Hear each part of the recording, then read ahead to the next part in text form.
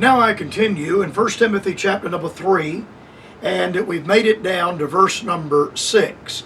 I've been dealing with the 17 qualifications of the bishop. And this is not 17 qualifications of a preacher.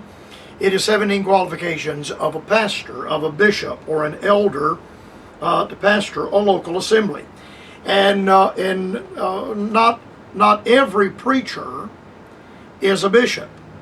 But then not every preacher is qualified to be a bishop. And I've tried to point out that there's more in this area of qualification than just being the husband of one wife. A bishop then must be, number 1, blameless. Number 2, the husband of one wife. Number 3, vigilant. Number 4, sober. Number 5, of good behavior. Number 6, given to hospitality. Number 7, apt to teach. Number 8, not given to wine. 9, no striker. 10, not greedy of filthy lucre. 11, patient. 12, not a brawler. 13, not covetous. 14, one that ruleth well his own house. 15, having his children in subjection with all gravity. Then there's a divine commentary, and this is what I dealt with yesterday. For if a man know not how to rule his own house, how shall he take care of the church of God? If a man is not able to govern his own house, to rule his own house and his own household affairs, then there's no way that you can expect that man to govern in the church of God, to take care of the church of God. This brings me to number 16 and verse number 6 today. Not a novice, lest being lifted up with pride, he fall into the condemnation of the devil. Not a novice, lest being lifted up with pride, he fall into the condemnation of the devil. Now, how am I to explain or understand the matter of not a novice? Now, generally, you and I understand a man that is a novice is a man that is obviously young. But that is not entirely the case. Now, I was called to preach, or I answered the call to preach, at the age of 16 years old. Now, there's a lot of things about the ministry and about the Christian work that I did not know at the age of 16. But by the time I was 26 years of age, I had already been preaching for 10 years. I started holding revival meetings when I was 17 years old. And when I was 18 and 19 years old, I was preaching out quite regularly in meetings. And by the time I was 26 years of age, I had been preaching for 10 years and had been traveling and holding some revival meetings, 15 meetings, 20 meetings, 25 meetings a year. Before I was 30 years old, in 1992, I held, that year of 1992, I held 35 revival meetings the year that I was 28 years old. When I turned 36 years of age, I'd been in the ministry for 20 years. When I turned 46 years of age, I'd been in the ministry for 30 years. And when next year, I will have been in the ministry for 40 years. When my grandfather had been in the ministry 40 years, he was a 65-year-old man. And I will have had the same number of years in the ministry, 10 years younger than my grandfather. That's a notable thing. Whenever we regard somebody that is a novice, by secular definition, we would say that a novice is anyone that is new in any business. And by the area of being a novice, we understand one that is either unacquainted or unskillful with the particulars of the work they are in. We would say that a novice is someone that is a beginner. Now, of course, I've been bivocational, and almost my whole ministry, especially since being on my own.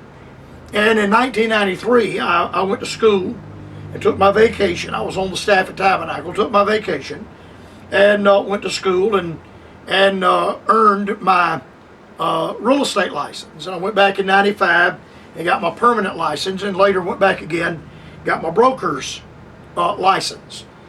And that was very difficult for me as a 27-year-old man, because I was having to learn a language. I was raised in a realtor's home. I knew the mechanics and the operation of it, but I didn't understand the legal side and the vocabulary side. And I might as well had gone to school to study German. The vocabulary was quite difficult for me, and the concepts of agency and agency relationship and things of that nature, how property is held as tenants in common or tenants in severality, all of those joint tenancy and tenancy in common is not the same thing. And I might as well have been learning to speak Portuguese, having to learn that language. And I was a 28-year-old man when I had my first closing, and I was a 30-year-old man when I began selling real estate as a means of paying my bills. But as a 30-year-old man, I was quite a novice. I was quite a novice because I was new in this business. I was new coming in. I was unacquainted with the vocabulary, and I was unskillful in the practice. I had a rudimentary understanding, a rudimentary knowledge. I was a beginner. Can I put it like that? I was a beginner. Even at 30 years of age, I was a beginner. So the warning here is that the man chosen, called to be a bishop, is not to be new in the work. Now, making a spiritual application of this, a novice would be any new convert, someone that is new in Christianity, someone that has been recently saved, somebody that has been recently brought into the Christian faith.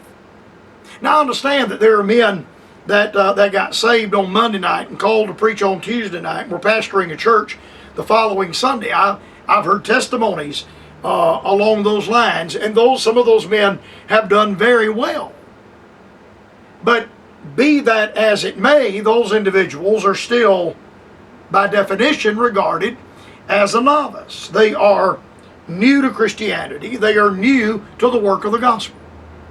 So the text does not say, now listen to me, the text does not say, not a young man. It says, not a novice. You take a young man, 30 years of age, that was saved as a 6 or 7-year-old boy, raised in Sunday school and raised in a church, and that was had a testimony while still a high school student, and went off and studied the Bible, studied theology. By the time that young man is 24 or 25 years old, he has as much understanding of Christianity under his belt, as much knowledge of Christianity under his belt, as a 40-year-old man that has only been saved for 5 years. So the prohibition, the text does not say, not a young man. The text says, not a novice. Now I say this as a middle-aged man. I am a middle-aged, graying, balding man. But if I had only been saved 3 or 4 years, then I would fit this classification or qualification of being a novice. Though a man 30 years of age might be young enough to be my son, he may know much more about the gospel and much more about Christianity and much more about the operation of the local church than I do, having been raised in church and raised under the sound of the gospel, and me, on the other hand, having been recently converted and recently born again, not a novice. Now, there's a reason for this prohibition. Obviously, a congregation is never going to be led any further or will advance any further than their pastor is capable of carrying them. So a pastor that is ignorant in the things of God can't carry his congregation beyond what he knows. So if he is ignorant in the things of God, then it stands to reason that his congregation will also be ignorant in the things of God. But that is not why the prohibition is given about a man being a novice. The text says, not a novice, lest being lifted up with pride, he fall into the condemnation of the devil. The matter of naivety, the matter of being a novice, has a very, very dangerous aspect. And it is this matter of being lifted up in pride, lest being lifted up in pride. Now, I'm going to develop this matter on the Bright Spot Hour tomorrow by the grace of God. But as men move farther down the road in the faith, and they advance and grow in the grace of God, and they grow in the faith, and they develop their faith and develop their understanding of the pure Word of God, that creates in them and produces in them a sober mindedness. They are in touch with reality. It creates in them a sober mindedness to recognize that the good and the success and the victory and the help that is their portion, that is their lot, is the result of the good hand of God and the good providence of God, and not anything in particular that they may have done. Now, by the grace of God, I'll continue with this on the program tomorrow.